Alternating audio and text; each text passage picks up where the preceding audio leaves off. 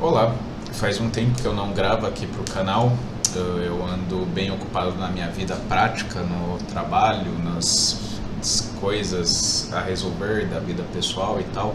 Como vocês já devem saber, então por isso que eu tô meio sumido e vou continuar assim por mais um bom tempo. Até por motivos também que vocês já devem saber, eu não preciso ficar aqui repetindo. Eu nem estava muito certo sobre se eu deveria ou não gravar esse vídeo, porque eu não sei se dá assunto suficiente para um vídeo, mas enfim, achei que seria talvez interessante, não sei para quem, mas falar sobre isso. Provavelmente vai ficar esse, vocês estão ouvindo um som, é o meu ventilador, porque tá quente pra caramba e se eu não gravar com o ventilador aqui ligado em mim, eu simplesmente não vou conseguir gravar, porque como eu disse, tá muito calor. Eu já não sou uma pessoa muito de falar e quando soma a minha natureza introvertida, mais calor, pior ainda mais, aí é que eu falo ainda menos. Então, ou eu gravo com o ventilador ou eu não gravo. E enfim,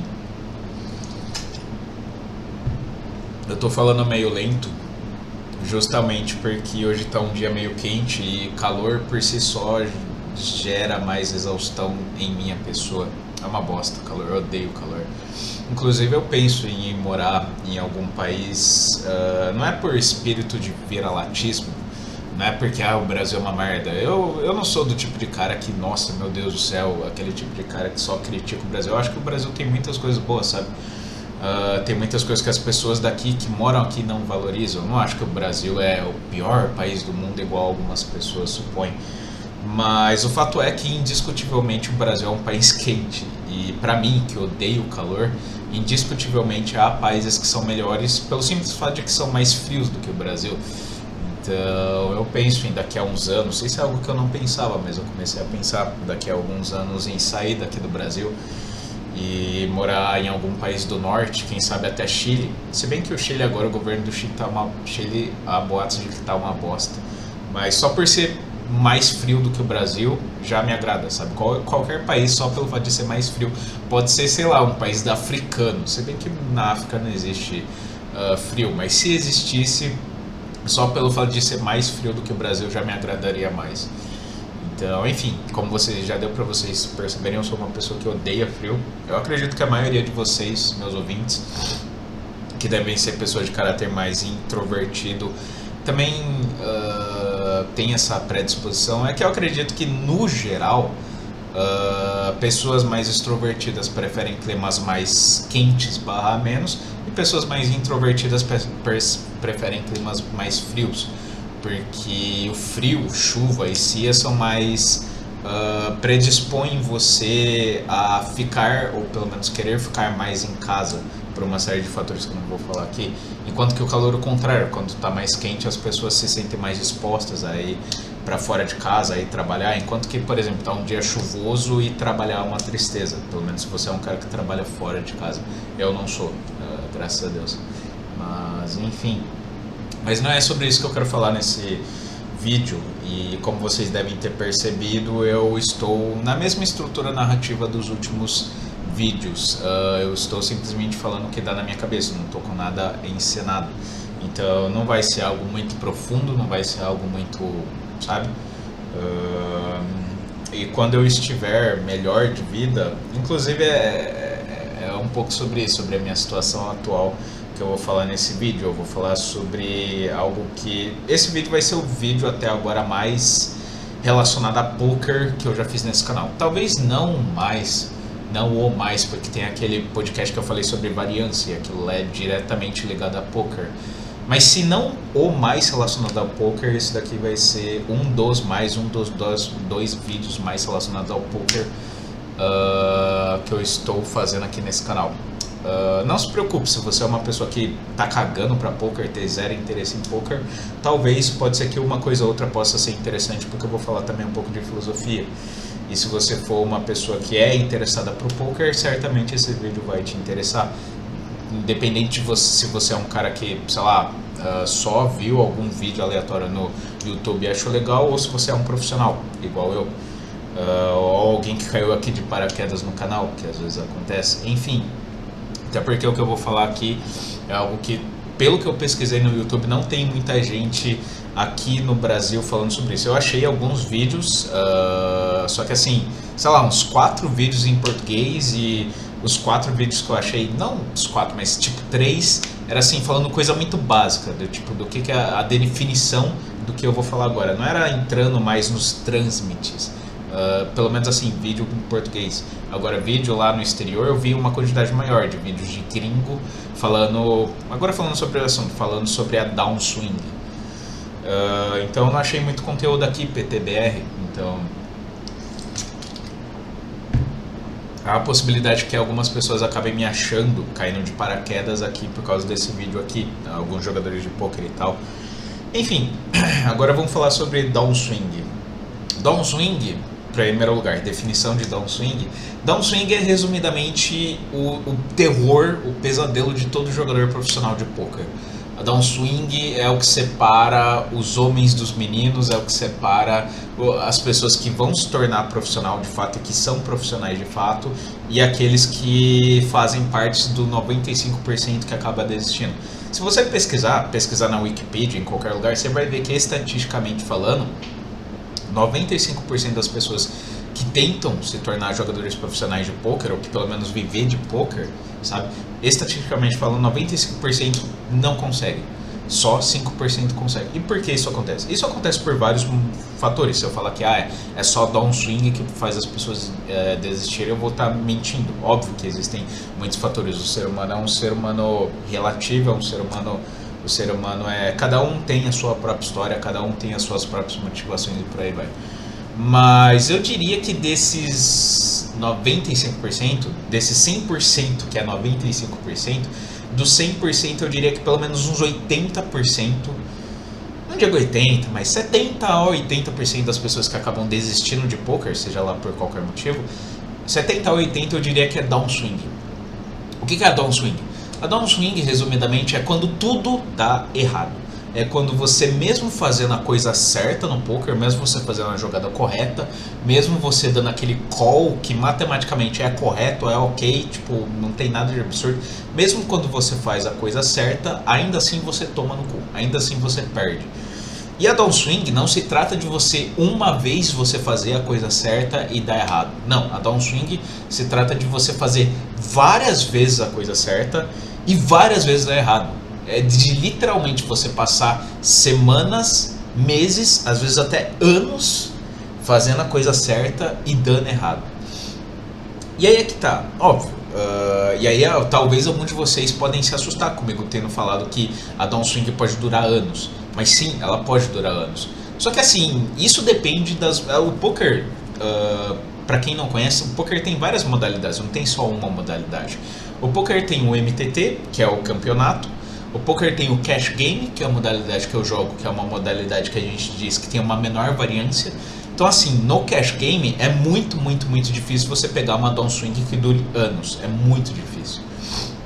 Na maioria das vezes, quando o cara tá tipo, há anos perdendo no poker em cash game, na maioria das vezes, não 100%, mas na maioria das vezes é porque ele tá fazendo algo de errado. É porque ele é o famoso donk da vida. Mas via de regra geral, no cash game também existe variância, mas as downswings são de menor duração.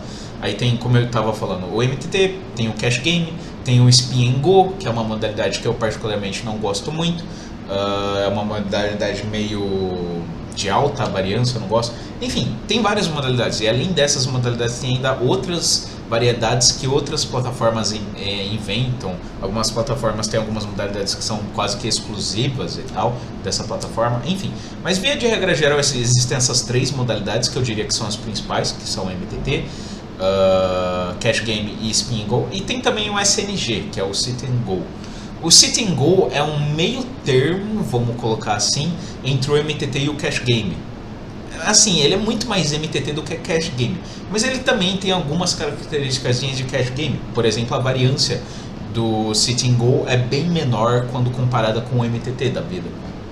Então assim, cada modalidade tem uma variância específica. Sendo que, de todas as modalidades do poker, o Cash Game, que é a modalidade que eu jogo, é a modalidade com menor variância. E esse é um dos motivos, esse exatamente é um dos motivos principais pelo qual eu jogo Cash Game, para evitar essa variância. E quando você joga, por exemplo, MTT, quanto maior é o campeonato, maior é a variância que você vai enfrentar. Então, por exemplo, um campeonato de 100 pessoas vai ter X variância. Um campeonato que tem 500 pessoas vai ter, vamos supor, eu não sou matemático, teria que fazer uma conta fodida matemática. Mas vamos supor, se 100 pessoas no campeonato tem X, 500 pessoas vai ter X ao cubo de variância, ou seja, uma variância muito maior. 1000 pessoas vai ter X a quinto, X a quinta potência. E 10.000 pessoas vai ter, por exemplo, X elevado a 10. Ou seja, resumo da ópera, quanto maior é o número de pessoas que estão participando de um campeonato, maior é a variância. E o que isso significa? Que maior é a quantidade de tempo que você pode passar sem ganhar. Maiores vão ser a downswings, resumidamente. Então, por exemplo, se você for um jogador de MTT, que joga campeonatos aí de 1000 pessoas para cima, os que jogam até 500 pessoas eu acho que pegam uma variância menor. O que não quer dizer que eles não podem passar muito tempo sem ganhar, podem. Mas se você for um jogador que joga esses campeonatos de 1000 pessoas mais, a tendência com que você passe muito mais tempo sem ganhar é muito maior do que quem joga campeonatos com menos pessoas. Então, assim, a downswing ela é proporcional ao número de pessoas que você está enfrentando, mais o quão limitado é o pagamento, vamos colocar assim. Então, por exemplo, se você está jogando cash game, quando você ganha uma mão, você ganha dinheiro instantaneamente. Não tem, por exemplo, a premiação. No campeonato, por exemplo, vamos supor que o campeonato você entra lá num campeonato que tem um exemplo bem simples, 10 pessoas, que é o famoso sit and go, 10 pessoas. Dessas 10 pessoas, só 3 vão ser premiadas, geralmente. Isso depende de plataforma para plataforma, cada um tem suas regras. Mas geralmente, num campeonato de, por exemplo, 10 pessoas, só 3 vão ser premiados. Ou seja, o 10º, o 9º, o 8º, o 7º e até por aí vai, até o 4º lugar, não vão ganhar nada. Se ele pegou o 4º lugar, ele não vai ganhar nada. Já o 3º lugar, ele vai ganhar alguma coisa. Ele vai ganhar um prêmio X. O 2º lugar vai ganhar um prêmio Y, que é maior do que X. E o primeiro lugar vai ganhar um prêmio A, que é maior do que X e Y. Num campeonato, por exemplo, de 1000 pessoas, a mesma coisa. Vamos supor que dessas 1000 pessoas, 250 vão ganhar premiação. O que isso quer dizer? Que os 750 que ficarem antes dos primeiros 250 não vão ganhar nada. Então, assim, existe uma variância enorme nesse tipo de coisa por si só. Porque mesmo que você ganhe, vamos supor que você começou muito bem o campeonato. Você ganhou mão pra caralho, você encontrou um monte de jumento, um monte de cara que fez jogada burra e tal, e você ganhou pra caralho um monte de mão, um monte de ficha no começo do campeonato.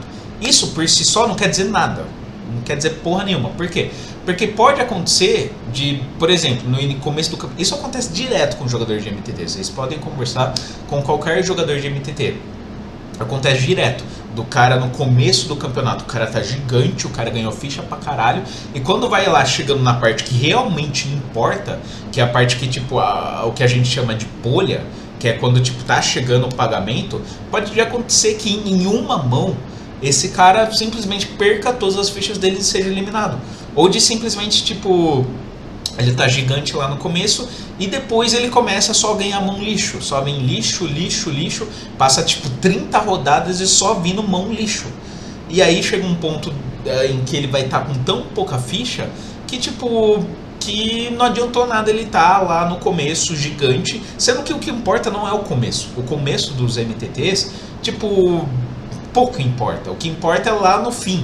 É lá na reta final, é como você chega, por exemplo, na mesa final. Na mesa final, você estar gigante de fichas, você ter, tipo, muitas fichas, você ter muita vida, vamos colocar assim, muito HP, fazendo uma transposição de poker para um jogo de computador normal, você chegar lá na reta final e você tá com o teu HP gigantesco, é muito mais importante, é muito mais foda, por assim dizer, do que no início do campeonato você tá com o teu HP gigante e tuas fichas gigantes. Isso não quer dizer nada. No começo do MTT você tá com suas fichas gigantes. Enfim. Então, existem... Assim, poker é um jogo complexo. Existem vários fatores que podem fazer alguém estar em downswing. Mas o fato é que, independente de quão bom jogador você seja, todo jogador de poker, pelo menos assim, os profissionais, pode ser que os recreativos, que são as pessoas que jogam poker uma vez ou outra, que joga tipo, sabe, pra se divertir mesmo, é aquele típico jogador de final de semana, sabe, ele tá com dinheiro livre, ele tem lá $50 pra gastar, ele entra lá na plataforma de poker e joga pra ver no que dá. Pode ser que esses jogadores recreativos, que só jogam uma vez ou outra, que não jogam muito, não fazem o que a gente chama no poker de volume, que eles não peguem downswing. Isso é bem possível barra provável. Porque a downswing, ela é atrelada ao tanto que você joga. Quanto menos você joga, menor é a probabilidade de em algum ponto você pegar uma downswing. Agora, quanto mais você joga, mais matematicamente é garantido que em algum ponto você vai pegar a downswing. Que é o quê? Que é uma sequência estendida, que pode durar, como eu disse, semanas, às vezes meses, às vezes até anos, de um monte de carta ruim bater. De você pagar a aposta do cara e o cara sempre ter uma mão maior do que a tua. De mesmo você ter uma mão muito forte, você vai lá, paga e o cara tem uma mão mais forte ainda. Isso foi algo pelo qual eu passei, pelo qual eu talvez ainda esteja passando, eu não sei. Eu particularmente, eu acho, pelos resultados que eu tô começando a ter nos últimos dias, eu acho que a downswing tá acabando. Mas assim, eu passei por provavelmente a minha primeira downswing no poker. Foi uma downswing que está durando, ou que durou, porque eu não sei, como eu disse, se já acabou ou não, mas que está durando aí 2 meses, sabe? Ou seja, não é uma downswing muito estendida, mas também não é uma downswing que eu não senti, sabe? Eu sou um jogador, não tô querendo aqui me engrandecer, eu não sou o cara do poker. Mas assim, eu sou um jogador consideravelmente lucrativo no poker. Eu consigo, como vocês já devem saber, eu estou literalmente pagando conta com o poker, estou vivendo de poker, estou tirando um dinheiro legal de poker. E literalmente, jogando a modalidade que eu jogo, cash game, cara, eu literalmente, no limite que eu jogo, antes da downswing, eu costumava ter uma média assim, de 80% dos dias com lucro. 80%, ou seja, de cada 10 dias, 8 eu saía com lucro. Que é muito alto em poker, porque assim, a média no geral para cash game é alguma coisa entre 60% e 70% dos dias que você vai ser lucrativo em média. Mas eu tava até um pouco acima dessa média. Eu assim, eu não fiz nenhum cálculo, eu tô falando assim na base do olhômetro. Eu acredito que antes da downswing eu estava em torno de 80% dos dias saindo com lucro, que é uma porcentagem muito alta, que é um resultado muito bom. Eu estava tipo, só subindo, eu só não estava subindo muito mais rápido, principalmente de limite, porque eu tiro dinheiro para pagar conta, e isso por si só atrasa pra caralho o desenvolvimento do jogador de poker. Isso é algo que às vezes um pouco me desestimula, mas isso é um problema à parte, sabe? Eu não vou falar muito nesse vídeo aqui. Mas assim, sou um jogador lucrativo pra caralho que, tipo, tava subindo sem parar. O meu bankroll tava subindo sem parar.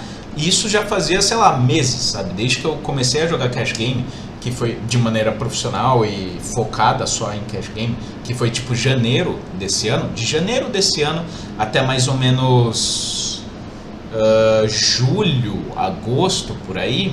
Julho, agosto, por aí. Cara, meu bankroll só tava crescendo. Eu comecei mais ou menos com $60 numa plataforma de poker, no caso a 888, e transformei esses $60 em quase $2.500, e isso tirando dinheiro, sabe?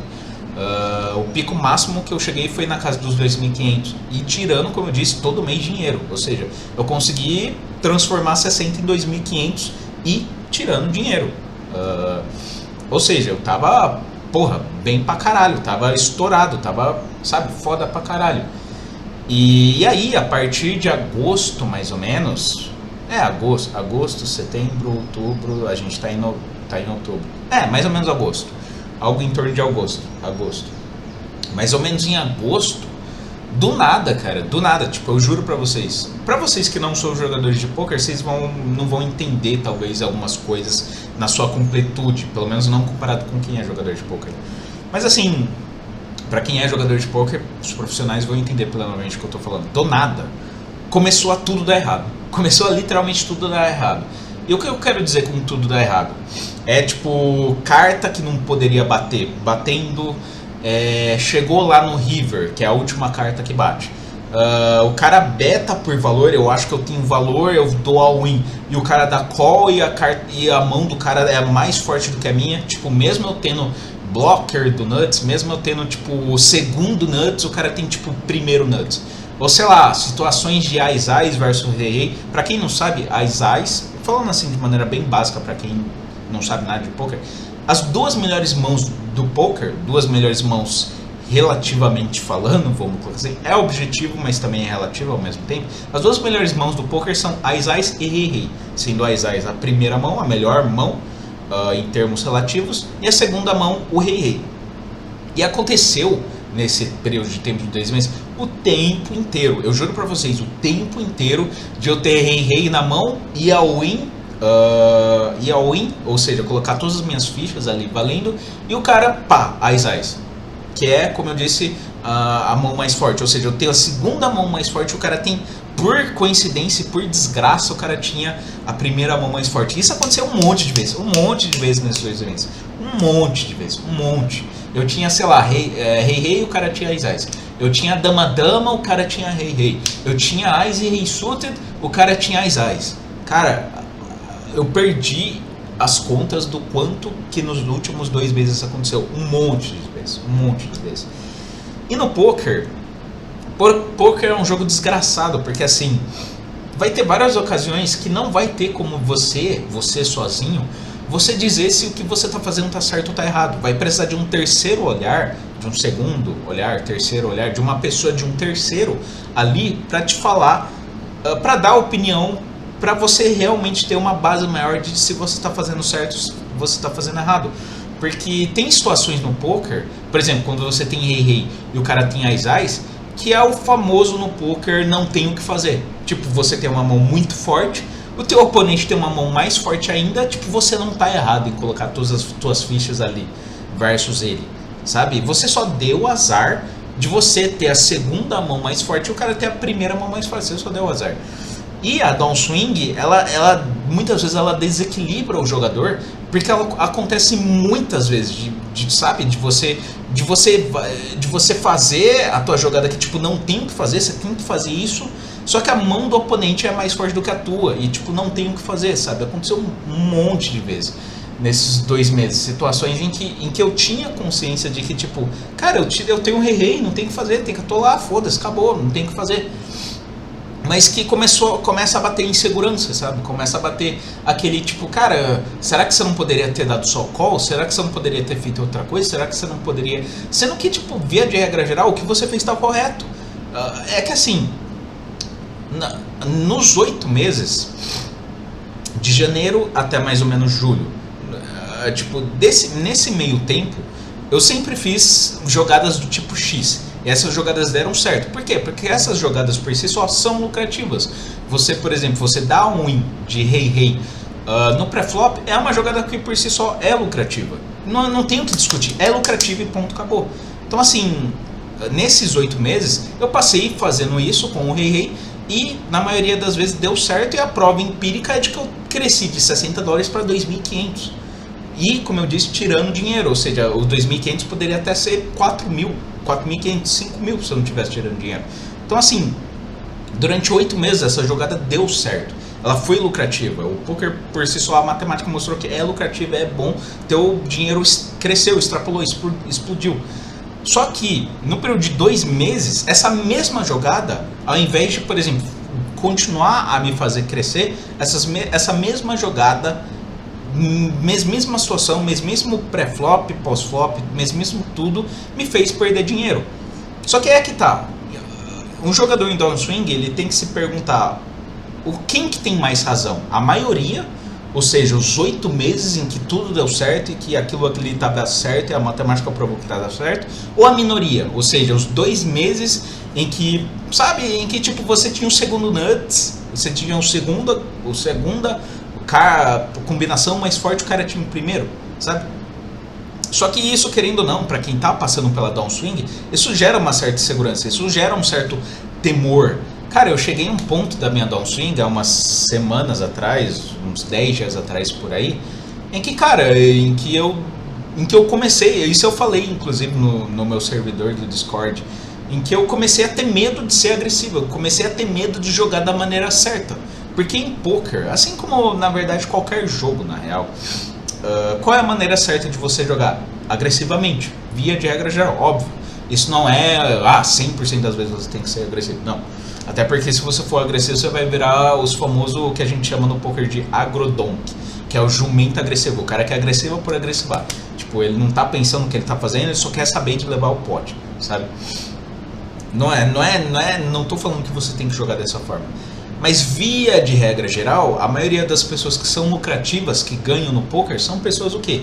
No poker, no xadrez também eu imagino que seja assim, na maioria dos jogos, assim, de lógica, de matemática e por aí vai. Quem é mais lucrativo é quem joga agressivamente. Por quê? Porque tanto poker como xadrez, quanto... O xadrez eu não sei tanto, eu não sou um profundo manjador de xadrez. Mas eu imagino que a maioria dos jogos de estratégia são jogos que mexem com o teu emocional.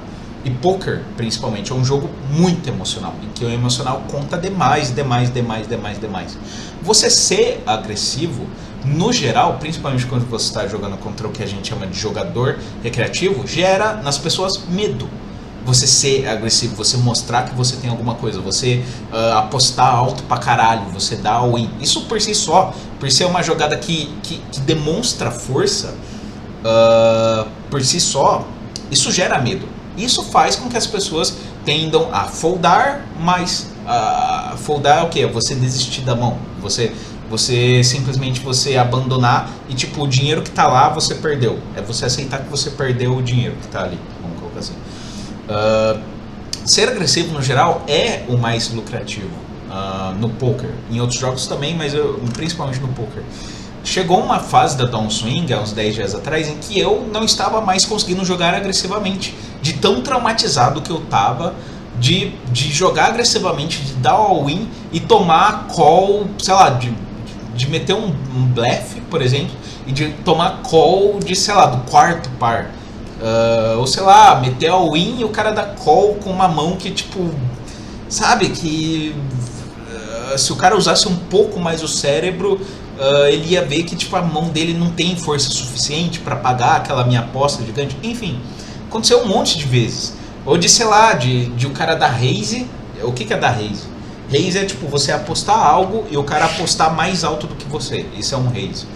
E eu não consegui dar raise porque, sabe, qualquer aposta do cara, eu acho que o cara tem a mão mais forte, que eu tô sempre perdendo, ou seja, eu fiquei muito pessimista. Ou do cara dar raise na minha aposta e eu instantaneamente foldar, porque o cara tem valor, já 15 mãos seguidas só ontem e hoje que tipo eu tomei raise e era valor, então vou foldar aqui também, sendo que nem sempre.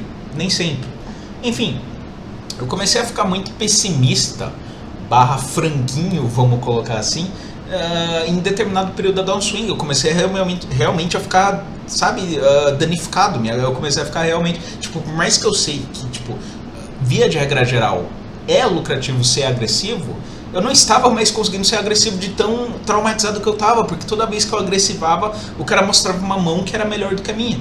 Toda vez que eu dava all-in de rei, pá, ais. Toda vez que eu dava, sei lá, all-in com um blefe que, tipo, que é um ótimo blefe em teoria, que é tipo, que assim, para isso eu tô tentando falar de algumas coisas que são avançadas, mas também vou tentar explicar para leigo. Existem blefes e blefes no poker. Existe desde o blefe, que é horrível, que é o blefe que tipo você não deve fazer, porque eu não vou explicar aqui, mas enfim, até o blefe que é um ótimo blefe, que é um blefe maravilhoso de bom.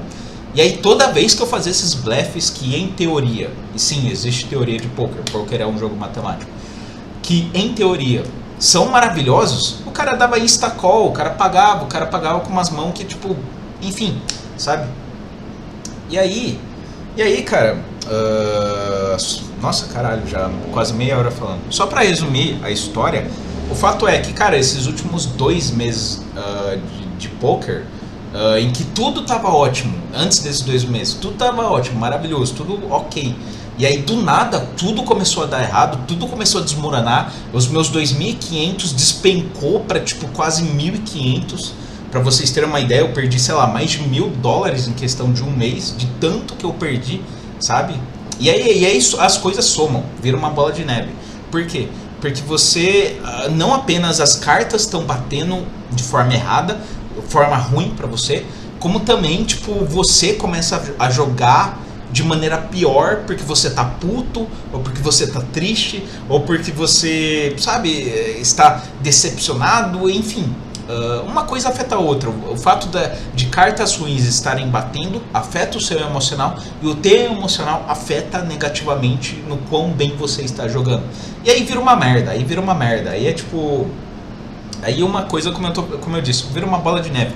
Uma coisa retroalimenta a outra. Dar um swing retroalimenta jogar mal, e jogar mal retroalimenta dar um swing, e um alimenta o outro, sabe? E virou algo mais ou menos assim, sabe? E cara, como eu disse, meu bankroll despencou na casa de, sei lá, $2.500 para tipo 1.500 em questão de um mês, que foi o primeiro mês da downswing. Como eu disse, teve 2 meses. O primeiro mês foi mais pesado. O primeiro mês foi, cara, foi assim, absurdo.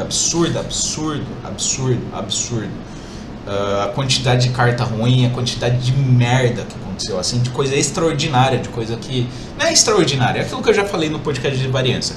Se existe 1% de chance de algo acontecer, esse 1% vai acontecer. Óbvio que de 100 vezes só vai acontecer uma, mas ainda assim ele vai acontecer. E assim, isso estar acontecendo, o 1% estar acontecendo o tempo inteiro, é difícil de acontecer? É.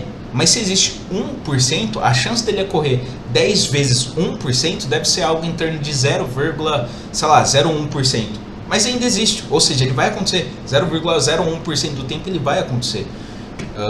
Então assim, é o que eu tô falando, tipo, por mais que pra mim... E aí é que tá, eu vou entrar agora na questão emocional de quem está passando por essa downswing. No caso eu, que estou passando passei. Cara, quando você começa a ver esse monte de 10% de chance, o cara tem 10% de chance de ganhar, o cara tem 20%, ou 30% que seja, 10, 20, 30, às vezes até 5%. Quando você começa a ver um monte de vezes isso acontecendo, o cara só tem 5% de chance de ganhar. Ele ganhou. Aí tá, beleza. Aí passa 10 minutos, o cara tem 10% de chance de ganhar. Ele ganhou minhas fichas, beleza. Passa 20 minutos, o cara tem 15% de chance de ganhar, ganhou. Quando você começa a ver esse tipo de coisa acontecendo o tempo inteiro, que pra nós, pra nossa cabeça de ser humano que é emocional, parece um absurdo, parece extraordinário, parece algo que, uma injustiça, sabe? Quando a gente vê isso acontecendo, cara, isso, querendo ou não, isso mexe pra caralho no emocional. Isso é literalmente, você sente literalmente quando é teu dinheiro, sabe? Você sente literalmente como se fosse um monte de soco na tua cara, um monte sabe, da matemática fazendo assim, ó. Você tem 90% de chance de ganhar? Toma. Você tem 95% de chance de ganhar? Toma de novo. Você tem... Não importa, cara, não importa. Você tem aqui uma mão que ela tem equidade pra caralho pra ganhar. Ela tem, sei lá, 60% de equidade pra ganhar. Ela tem equidade pra caralho até o river. Toma, não vai acertar. Toma, perdeu tudo. Quando você vê esse tipo de coisa acontecendo o tempo inteiro com você, que é o que constitui uma downswing, cara, eu vou ser bem honesto com vocês. Se eu estivesse falando que eu não pensei em desistir de poker, eu estaria mentindo. E aí que tá, cara, e aí que entra naquela questão dos 95%. Cara, se eu não tô aqui querendo me engrandecer, não tô querendo falar que eu sou foda, não sou. Porque se eu fosse foda, eu passaria por essa downswing e eu não sentiria nada. Eu tipo, é matemática, a matemática diz que isso pode e deve, não apenas pode, como deve acontecer a cada, sei lá, 500 mil mãos, a cada 1 milhão de mãos, não sei. Isso vai acontecer. Se eu fosse um cara foda, eu olharia pra isso e falaria, cara, é um período ruim, tô perdendo dinheiro, mas é a matemática. Assim como a matemática dita que vão ter bons períodos, esses bons períodos vão ser a maioria, porque você é um bom jogador, a matemática também diz que, não existe mais sem existir menos. Então vai ter um bom período em que as cartas vão estar batendo, e vai ter um mau período em que as cartas não vão estar batendo, vão estar batendo contra você. Isso é pura e simples, ação e reação, sabe? É pura e simples preto e branco. Se o mais existe, o mais existe porque o menos também existe. Enfim. Só que quando você começa a pegar uma fase em que o menos se estende por um grande período, cara, eu pensei em desistir do poker. Eu literalmente, cara, teve semanas aí em que todo dia, cara, todo dia eu terminava o meu dia de trabalho, o meu dia de grind. E, cara, o que eu fazia? Eu ia tomar banho, cara, e eu ficava, tipo, quase meia hora debaixo do chuveiro, meia hora, assim, deixando a água cair, e olhando pro chão e, tipo, cara, eu quase chorando, literalmente quase chorando, cara, quase chorando. Porque eu ficava, cara, o que tá acontecendo, velho? O que é isso, mano? O que é isso? E é que tá também outro ponto que eu quero falar sobre a downswing, que é o quanto nós, seres humanos, e isso a gente não percebe, foi necessário uma downswing para me mostrar isso, assim, para me mostrar não, porque eu já sabia, mas para me dar a prova empírica, vamos colocar assim. Foi necessário uma downswing para eu viver assim na pele o quanto nós, seres humanos, somos seres mimados. E isso eu tô falando de uma maneira geral, cara. De uma maneira geral. E olha que eu não tive uma vida confortável, eu não sou filho de rico, eu não sou, sabe, um cara que, nossa, ganha 10 mil por mês. Não, eu não sou uma pessoa que teve das vidas mais fáceis. Não sou. Eu diria até que minha vida é de uma variância negativa, no geral. Minha vida é um pouco mais difícil da maioria, do que a maioria, se comparado com a maioria. Mas assim, mesmo eu tendo uma vida que já deveria ter me ensinado a ser mais resiliente, a ser mais casca grossa, a ser mais homem, por assim dizer, a ser o cara que vai tomar tapa na cabeça e mesmo assim vai, tipo, não vai sentir nada, eu passando por essa downswing, por essa variância ruim, e todo dia indo lá pro chuveiro tomar banho e querendo chorar, literalmente, tipo, ficava assim no chuveiro, tipo, caralho, o que eu tô fazendo? Caralho. Sabe, querendo desistir, pensando em me matar até. Eu literalmente, tinha dias que eu terminava e eu ficava tipo, cara, por que eu não me mato, cara? Por que eu não cometo suicídio? Por que não, sabe, se eu cometer suicídio eu não vou mais precisar pagar conta. Se eu cometer suicídio eu não vou mais precisar passar por isso. Se eu cometer suicídio eu não vou mais precisar, tudo isso que tá acontecendo de ruim vai acabar, sabe? E aí literalmente eu terminava teve um período que literalmente todo dia eu tava terminando assim, quase chorando, pedindo arrego, querendo que Deus me matasse, querendo que morrer, todo dia. E aí, depois de um tempo, essa é a reação mais emocional do ser vivo, do ser humano, quando ele passa por um período de tempo muito ruim. E aí que tá, a variância, por mais que eu esteja falando de poker, não existe apenas variância ruim no poker. Variância é algo que existe para toda a nossa vida. Então, você, por exemplo, você está passando por um período bom de vida e do nada tudo ficar ruim, é algo que pode acontecer perfeitamente na vida de qualquer um, independente se você é um jogador de poker ou não. Por exemplo, isso se chama variância, por simplesmente falando de maneira fria e matemática, isso se chama variância. Por exemplo, você tem uma vida lá foda, você tem um emprego que te paga 15, 10, 20, sei lá quantos mil por mês, você ter uma mulher que é uma mulher boa pra caralho, gostosa, enfim, tua mãe e teu pai estão bem pra caralho, tá tudo ótimo no emprego, seus amigos todo final de semana vêm na tua casa pra comer churrasco, tá tudo lindo, maravilhoso, tudo perfeito na tua vida.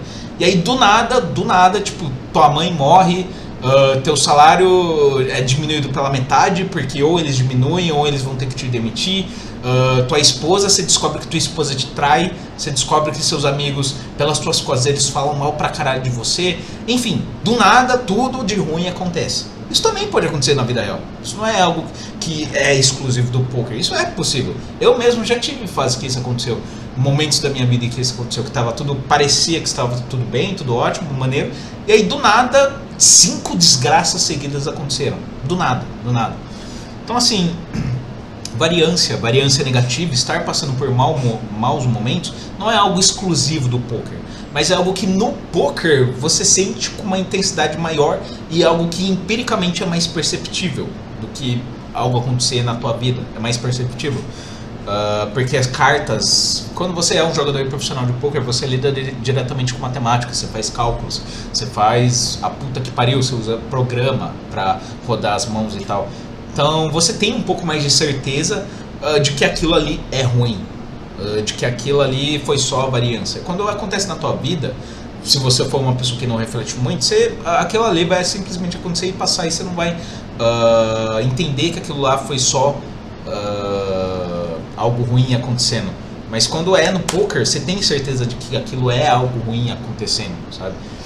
Por um tempo estendido. Enfim. E aí, cara, foi necessário essa downswing acontecer pra eu perceber que, cara, como eu sou mimado. E não tô falando mimado no sentido comum, mas mimado no sentido de... É aquilo que eu falei um pouco também no podcast falando sobre variância. Que foi um podcast que, na minha opinião, ficou até bom pra caralho aquele podcast. Enfim, cara, nós seres humanos, a maioria, pra não falar 100% da humanidade, eu vou falar assim, 100% praticamente da humanidade, ainda mais da modernidade. Praticamente 100% de todos nós seres humanos, praticamente, porque é um número tão alto que falar 100% não é exagero. 100% todos nós seres humanos somos seres extremamente mimados. Mimados no sentido de que a gente vive, principalmente nós da cultura ocidental, principalmente nós, aí eu não vou explicar porque que no Oriente é menos, porque aí eu precisaria de outro podcast, mas enfim, principalmente nós da cultura ocidental, do mundo moderno, nós estamos muito acostumados com uma relação de ganho-ganho, perda-perda. O que isso quer dizer? Com uma relação de que, tipo, se eu faço algo de bom, algo de positivo, eu tenho que receber positivo. Só que isso acontece geralmente no mundo real? Acontece, geralmente. Mas aí é que tá, geralmente.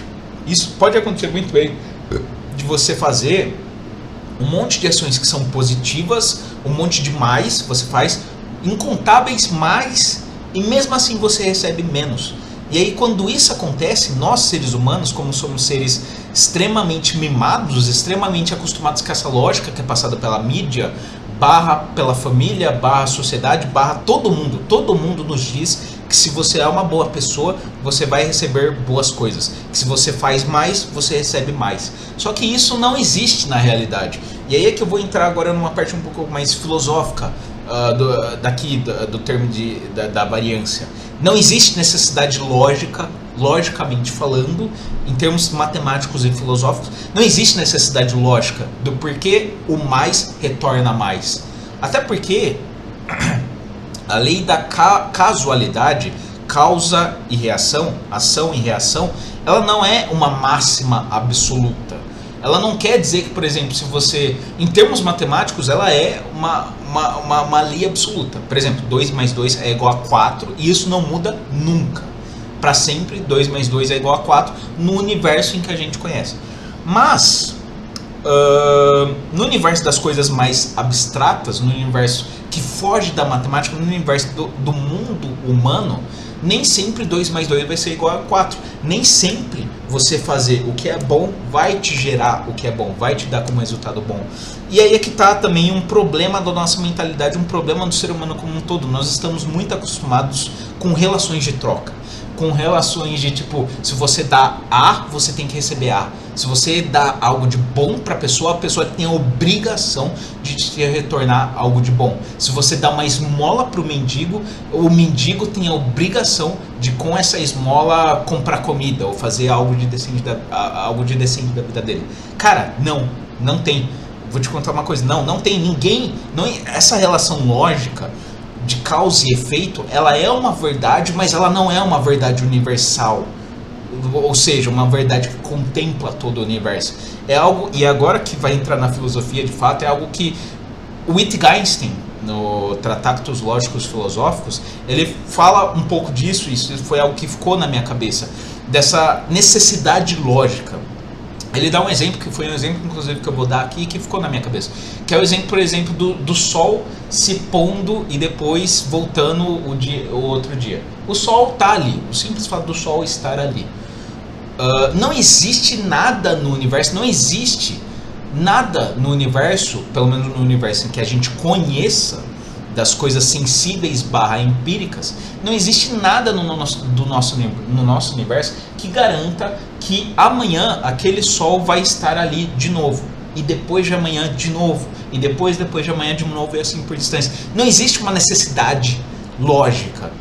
Não existe uma necessidade no fato do sol estar ali todo dia. Não existe, isso não é necessário. Existe uma necessidade lógica no nosso universo, uma necessidade lógica vamos colocar assim, para nossa cabeça, existe uma necessidade lógica para nossa cabeça pensar que se o Sol está ali, e ontem o Sol também esteve ali, e antes de ontem também, e desde que a gente está vivo, ele está ali. Existe uma necessidade lógica, uma certa coerência, a gente pensar que por conta dessa ação, por conta do fato de estar ali o Sol estar ali todo dia, é lógico pensar que o Sol estará ali amanhã? Na nossa cabeça, sim, é lógico. Então existe uma necessidade lógica no Sol estar ali todo dia. Mas existe uma necessidade universal do Sol estar ali todo dia? Me diga, o que garante que o Sol estará ali amanhã de novo? O que no universo garante isso? O que no universo não garante que, por exemplo, amanhã o Sol não vai aparecer? Ou que amanhã o apocalipse não vai acontecer? O que garante? Existe alguma lei em si mesmo? Aí é que tá. E aí é uma questão que tanto Wittgenstein quanto Kant tratam. O Kant no Prolegômenos a qualquer metafísica futura que queira intitular-se como a ciência. Sim, esse é o nome do livro, é um livro inclusive que eu gosto pra caramba do Kant. Eu diria que talvez é um dos livros menos conhecidos do Kant, mas ironicamente é talvez o livro do Kant que mais me influenciou.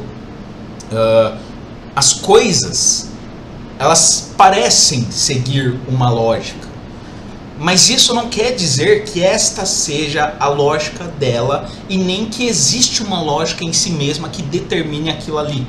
O que eu quero dizer com isso? Falando de maneira mais simplificada, a gente tende a olhar para as coisas como elas tendo leis, como elas tendo leis naturais. Ou seja, por exemplo, e agora eu vou citar outro filósofo, o Hume. O Hume, no livro Investigação sobre o Entendimento Humano, é um livro que eu li recentemente faz tipo mais de um ano, ele fala que ele é um pouco radical e ele é refutado, entre aspas, por Kant, que veio depois dele. Mas enfim, não estou aqui para falar de história da filosofia e tal. Enfim, o Hume, David Hume, ele tem um livro chamado Investigação sobre o Entendimento Humano. E nessa investigação sobre o entendimento humano, ele fala que o nosso conhecimento ele só é possível causado por uma única fonte. Só existe uma coisa que nos permite ter conhecimento sobre alguma coisa ter certeza sobre alguma coisa, que é o quê? Que é a repetição, ou seja, é o empirismo, é aquele fenômeno acontecendo várias coisas e isso se repetindo. Então, por exemplo, nós só podemos ter certeza de que o Sol de que a Terra gira em torno do Sol e de que o Sol aparecerá amanhã de novo, a gente só pode ter certeza disso porque a gente está acostumado com isso. Ou seja, todo dia, a gente não precisa nem fazer experimento, todo dia o Sol se põe e no dia seguinte aparece de novo, se põe e aparece de novo, se põe e aparece de novo. Se não fosse por essa repetição do fato, a gente não poderia conhecer o Sol, a gente não poderia ter certeza do que é o Sol. O Hume, nessa investigação sobre o entendimento humano, ele delimita que a repetição dos fatos é a única coisa que nos permite ter conhecimento acerca dos fatos. Ele é um pouco radical, obviamente, porque ele delimita que todo conhecimento só essa é a única fonte de conhecimento possível. Só que aí vem Kant, alguns anos depois, e Kant, como vocês devem saber, foi profundamente influenciado por Hume e tal. O Kant, entre aspas, refuta essa noção do Hume e define que isso é apenas uma das categorias do conhecimento. Ou seja, falando assim a grosso modo, essa é só uma das formas que nós podemos ter conhecimento sobre algo. É a repetição, é o empirismo, puramente empirismo. Mas aí é que tá. O fato, só que ele também diz outras coisas relacionadas à cadeia de acontecimentos, a necessidade lógica dos acontecimentos, que mais tarde Wittgenstein também, só que de outra maneira, enquanto Kant fala X, falando de maneira X, Wittgenstein fala de algo muito semelhante a X, só que falando de maneira Y. Ele fala de uma maneira completamente diferente, mas a conclusão é praticamente a mesma. Mas enfim, tanto Kant quanto o Wittgenstein, eles chegam a conclusões, o Kant nos livros dele e o Wittgenstein principalmente no Tractatus Lógicos Filosóficos, que é a obra dele mais conhecida e tal, eles chegam à conclusão de que é impossível para nós conhecer não apenas conhecer as coisas em si é impossível, como também é impossível nós conhecermos quais são as leis que regem estas coisas. Por exemplo, retomando o exemplo do Sol, que o Sol, nós podemos afirmar que provavelmente o Sol estará amanhã ali de novo. Podemos afirmar isso? Sim, podemos. Por quê? Porque ontem ele esteve lá, porque antes de ontem ele esteve lá, porque, sabe, desde que a gente é nenê, desde que a gente tem consciência, o Sol sempre esteve ali. Óbvio, isso é a chuva. Tem dias que, sabe, o sol não está ali direito porque tem chuva ou porque neve. No nosso caso, a gente não tem neve aqui no Brasil. Mas, enfim, óbvio que isso tem algumas pequenas variações, tem. Mas o fato é que todo dia a Terra faz... Não é todo dia, mas... todo dia a Terra continua o seu movimento ao redor do Sol. Todo dia, até dar 365 dias, que aí restarta e aí ela começa de novo. Enfim, todo dia o Sol está ali. Mas não tem nada no universo que garante que ele sempre estará ali. Não existe nenhuma lei, pelo menos assim, se você não for uma pessoa religiosa, porque se você for uma pessoa religiosa, por exemplo, cristão, um cristão pode acreditar que existe uma lei porque Deus rege o universo, e Deus regendo o universo, existe uma necessidade do Sol continuar ali, porque ele diz que o Sol vai continuar ali. Se você é uma pessoa cristã e religiosa, você tem essa justificativa religiosa, que é uma justificativa não baseada na experiência e na filosofia, e não baseada não é que ela é uma resposta irracional, ela só não é algo que se chega até nós através da filosofia. Não é uma resposta que chega até nós através da filosofia, é uma resposta que chega até nós através de um livro chamado Bíblia. Então não é uma resposta que procede da filosofia. Filosoficamente falando, não há como a gente dizer que existe uma necessidade lógica do Sol aparecer ali todos os dias. Nada no universo garante que o Sol aparecerá ali todos os dias. É óbvio que para o Hume, por exemplo, o Sol estar ali todos os dias significa que ele vai continuar? Se a gente pegar só a teoria do conhecimento do Hume, isso é suficiente para dizer que ele vai continuar ali para sempre. Mas a gente vive, não apenas a ciência sabe disso, mas também, filosoficamente falando, as leis que regem o universo não são desconhecidas. Não importa o quanto a gente avance em filosofia, em ciência, na puta que pariu, ainda assim, empiricamente, é muito difícil de comprovar os fenômenos universais, por assim dizer. Por quê? Porque nós seres humanos somos assim, ó. O universo é tudo isso daqui e nós seres humanos somos isso daqui. Nós não somos nada perante o universo. Então assim, tanto pelo ponto de vista da ciência, é impossível a gente conhecer as leis que regem o universo, quanto também, filosoficamente falando, o simples fato de que algo se repete não é prova suficiente de que esse algo vai continuar eternamente se repetindo. Até porque o nosso universo ele é regido pela lei do nascimento, crescimento, morte. Tudo o que existe no universo, ele nasce, cresce e morre. Isso vale até para as estrelas, isso vale para os planetas também. E a ciência já nos deu uma resposta falando que, de fato, daqui a alguns bilhões de anos, a ciência prevê que o nosso planeta será engolido pelo Sol. E não adianta, não importa o que a gente pensa sobre isso, não importa o nosso sentimento, não importa porra nenhuma. Óbvio que daqui a bilhões de anos nenhum de nós vai estar aqui, provavelmente. Mas o fato é, uma hora ou outra, toda a vida que a gente conhece vai acabar. Então não existe uma necessidade lógica, não existe uma necessidade lógica universal que garanta os acontecimentos. Não existe nada que garante que, a não ser que você seja uma pessoa religiosa, repetindo, mas se você não é uma pessoa religiosa, uma pessoa que foca mais na resposta filosófica, mas a priori sobre a questão, nada garante que o Sol vai estar ali de novo. Nada, absolutamente nada. É provável que o Sol vai estar, o que não quer dizer que não é provável que o Sol vai estar ali, o que não quer dizer que eu seja um lunático. É óbvio que o Sol provavelmente estará ali amanhã, óbvio. Né? Eu nem conto com a possibilidade de amanhã ver o apocalipse, eu nem conto. Mas o fato é que eu tenho essa consciência, e jogadores de pôquer também deveriam ter essa consciência, de que nem sempre uma coisa implica outra coisa. De que você fazer X, você fazer X não quer dizer que você vai sempre ter uma resposta X. E, nossa, eu dei um exemplo complexo pra caralho, que é o exemplo do Sol, e você tem o Wittgenstein. Mas eu poderia falar tudo de uma maneira mais simples, que é o quê? Não existe uma relação lógica entre boa parte dos fatos do nosso universo. E se a matemática diz alguma coisa, se a matemática diz que em uma porcentagem das vezes isso vai acontecer. E ponto, acabou, não importa. Só que, e aí é que tá, nós jogadores de poker, para quem é profissional, nós temos essa consciência de que a downswing existe, de que por mais que você seja um ótimo jogador, uma hora ou outra a matemática vai te pegar. Não adianta, você pode ser os top 10 jogadores de poker do mundo. Até os top 10 jogadores de poker do mundo, eles passam por downswing. Isso é algo que o jogador que está lá embaixo, deixa o jogador que está lá embaixo, passa até o jogador que está lá em cima, aquele jogador que você vê vídeo no YouTube, que ele jogou uma mão e ganhou instantaneamente 5 milhões de dólares. Todo mundo que joga poker passa pela downswing. Só que a gente tem...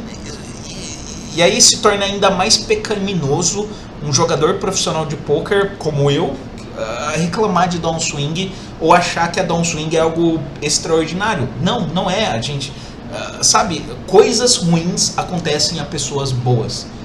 Pura e simplesmente, assim como coisas boas acontecem a pessoas ruins. Não existe um laço lógico que diga que se 1 mais 1 é igual a 2, então 1 mais 1 vai ser igual a 2 para sempre. Que se você é uma boa pessoa, só coisas boas vão acontecer na tua vida. Isso é Disney. Isso pura e simplesmente é tanto Disney quanto nossa cultura que dita isso, nossa cultura principalmente ocidental que dita isso. E isso tá errado pra caralho.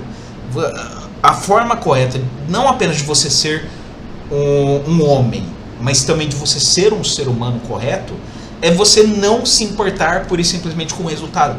Não você desligar completamente de resultado, porque isso talvez seja humanamente impossível, mas você focar mais no processo, focar mais no que você está fazendo de errado, no que você está recebendo. Então, por exemplo, você ser uma pessoa que... eu não vou ajudar as outras pessoas, eu não vou ajudar as pessoas pobres, os mendigos, ou seja lá quem for, porque eu nunca recebo nada de volta disso. Você ser um bom ser humano na verdade é o exato contrário. É o exato contrário de você ser o cara que não ajuda os outros porque os outros não vão te dar nada de volta. Isso é o exato contrário de ser uma boa pessoa. Uma boa pessoa, e não é nem aquele que faz e esperando receber. Esse também não é. Faz e tipo... E tudo bem, ele não... Às vezes ele não recebe nada, mas ele continua fazendo porque às vezes ele recebe de volta. Isso também não é ser uma boa pessoa, pelo menos assim no meu conceito. Ou pelo menos assim num conceito de virtude grego um pouco mais hardcore, vamos colocar assim. Ser uma boa pessoa é literalmente você fazer o bem e acabou.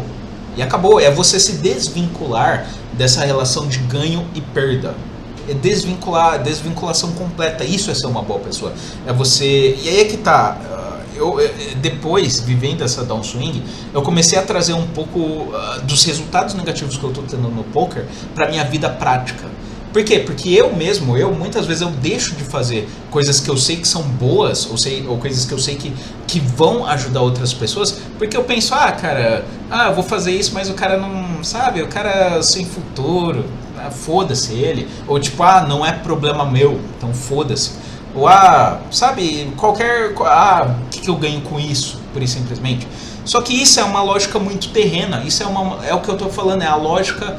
É a nossa lógica que a gente está acostumado, de ganho e perda, a lógica capitalista, a lógica do se você faz X, você tem que receber X. Só que tanto isso não existe universalmente no mundo real, quanto você ficar esperando isso te torna o exato contrário de uma boa pessoa. Ser uma boa pessoa, a bondade em si mesma... O que é ser uma boa pessoa para mim, Thiago?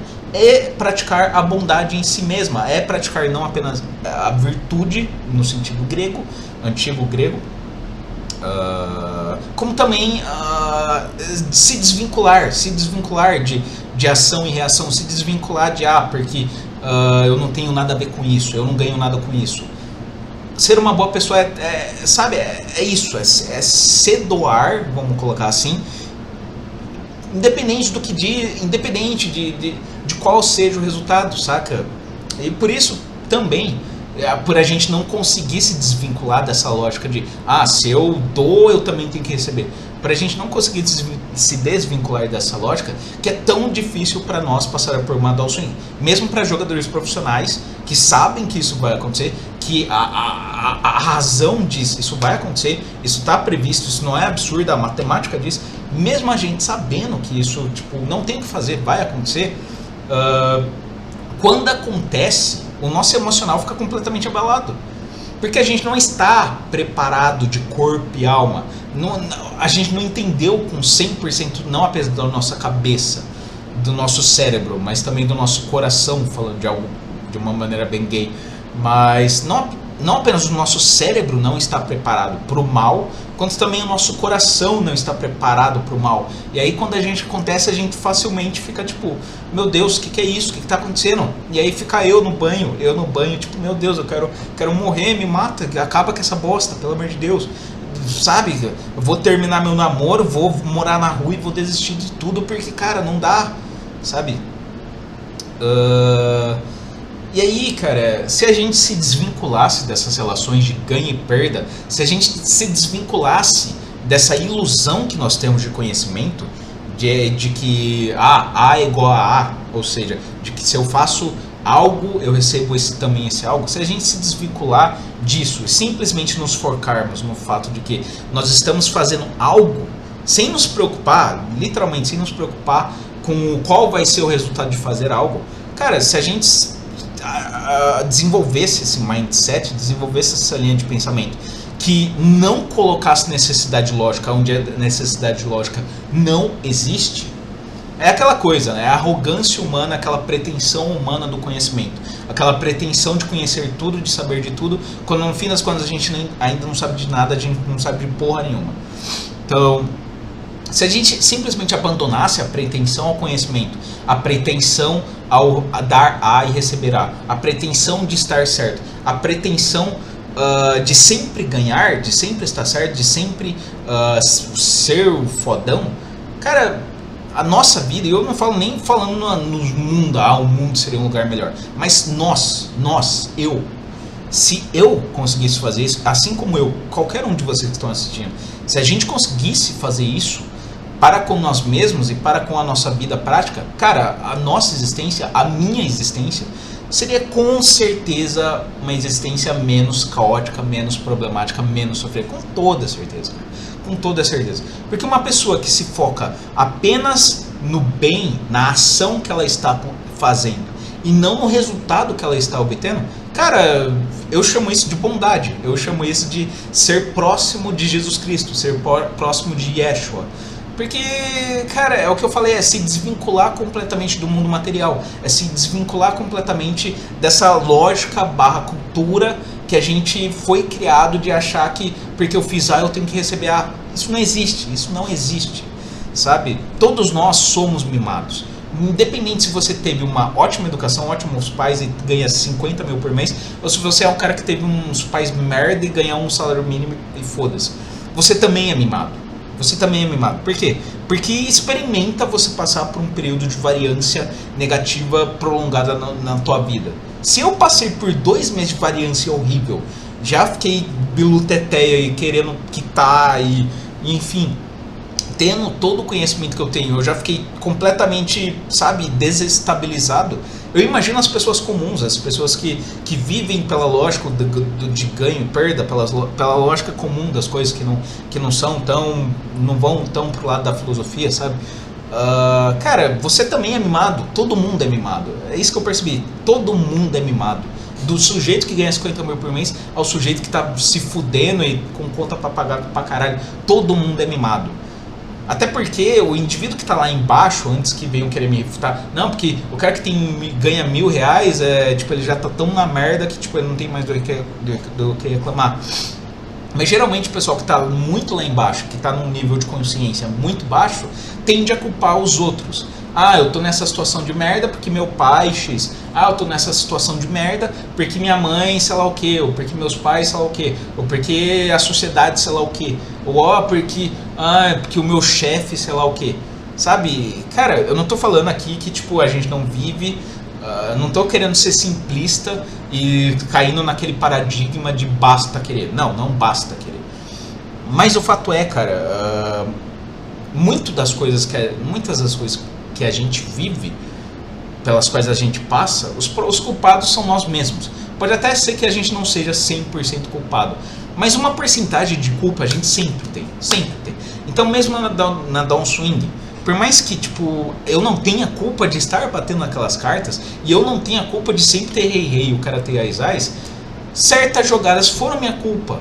Por quê? Porque eu fiquei puto de estar uma downswing e eu comecei a jogar puto. E eu comecei a fazer jogadas que eu sabia que não eram boas, mas eu tava puto, taquei o foda-se e falei, foda-se, vou dar o win nessa merda, vou blefar mesmo. O cara é Clan Station, o cara vai pagar mesmo, mas foda-se, tô nem aí, vou dar o win. E comecei a fazer jogadas wins. E é aquilo que eu falei, uma coisa retroalimenta a outra coisa. Então assim, resumo, pra encerrar o vídeo, todos nós somos mimados pra caralho. E mesmo nós, não importa, cara, não importa o quanto o destino, o quanto a providência, o quanto as coisas, falando de maneira bem simplista, não importa o quanto as coisas batam em você. Não importa, cara. A decisão de querer parar de apanhar, a decisão de desistir, a decisão de simplesmente largar tudo e falar, foda-se, não quero mais isso pra minha vida e tal, é sempre você que toma. É sempre você que toma. Então, cara, se você desiste, você perdeu. Pura e simplesmente. Se você desistiu, você tá errado. Não importa se a variância foi ruim, você que tá errado. Ponto, acabou, sabe? Se você sabia que isso podia acontecer, especialmente quando você tem consciência de que isso pode acontecer, se você tem consciência que isso pode acontecer, isso acontece, e você desiste, você não é um coitado porra nenhuma, você é um... Enfim, todos nós somos mimados, cara. Independente se você está numa fase boa ou ruim, independente, todos nós somos mimados. A Downswing me mostrou isso. De certa forma eu sou grato, entre aspas, a Downswing, por me mostrar que, cara, tanto por confirmar o que eu ando lendo filosoficamente, matematicamente falando, de que não existe necessidade lógica em muitos dos fatos em que a gente acredita que existe, tanto não existe essa necessidade lógica, quanto também para romper essa ilusão de que, cara, e para me ajudar a solidificar o meu mindset, entre aspas, de não me focar no resultado, me focar no processo, não me focar no que eu vou receber em troca, mas sim no que eu estou fazendo para mudar, ou no que eu estou fazendo para ser melhor. Não importa o que o outro vai fazer, o que importa é você ser uma boa pessoa. Foda-se a resposta do outro. Se você se foca na resposta do outro, ao invés de se focar no que você poderia estar fazendo, quem é má pessoa é você e não o outro. O outro também pode ser má pessoa, mas você também é. Você não é o iluminado, você não é o Buda, o Siddhartha Gautama, ou Yehoshua, não é porra nenhuma. Você é só mais um ser humano tentando viver e sobreviver e com seus milhares de defeitos, assim como todo mundo. E, enfim, eu espero, mas assim, por mais que a Downswing esteja me ensinando de uma maneira bem sofrida, porque como eu disse, eu perdi dinheiro pra caralho, eu ainda estou perdendo dinheiro, mas estou agora recuperando porque aparentemente ela tá acabando. Eu espero que ela passe, né? Porque, bom, eu tenho contas a pagar, então se a Downswing continuar se estendendo por um grande tempo, eu não sei, cara, eu vou ter que ir morar na rua. Mas, bom, é aquilo que eu falei, cara. Quando eu entrei no poker eu estava ciente disso, eu estava ciente dos possíveis problemas que eu iria ter. Downswing é um deles, é só um deles. Então, assim, eu não tenho o direito de reclamar, assim como a grande maioria das pessoas não tem o direito de reclamar. Todos nós somos um bando de mimado, essa é a real. Então é isso. Eu acho que a maioria das pessoas nem vai chegar até ver esse vídeo aqui até o final, eu duvido que a maioria chegará. Mas eu gostaria realmente de saber quem chegou até aqui. Então se você chegou até aqui, comente Picles. Comente Picles, só Picles. Se você quiser também fazer um comentário falando o que você achou do vídeo e tal, pode fazer, obviamente, mas comente Picles, só para eu ter alguma noção de quantas pessoas realmente viram isso daqui e quantas pessoas estão interessadas em poker, porque de repente posso fazer mais vídeos falando sobre poker e tal, falando sobre o mindset que a pessoa tem que ter para poker. Mas enfim, não que eu seja um ótimo jogador de poker, eu ainda jogo tipo low stakes, micro barra low stakes, então tipo, foda-se quem sou eu. Mas é isso, espero que vocês tenham gostado. Eu penso também em escrever um texto especificamente falando sobre necessidade lógica, e aí citando Hume, principalmente Hume, Kant e Wittgenstein. Mas não sei, como eu já falei aqui um pouquinho de maneira resumida, o que eu penso, os caras pensam sobre, então não sei se tem necessidade lógica de eu fazer um texto. Então é isso, beijo, abraço, você assistiu até aqui, comente picles, é isso, até a próxima.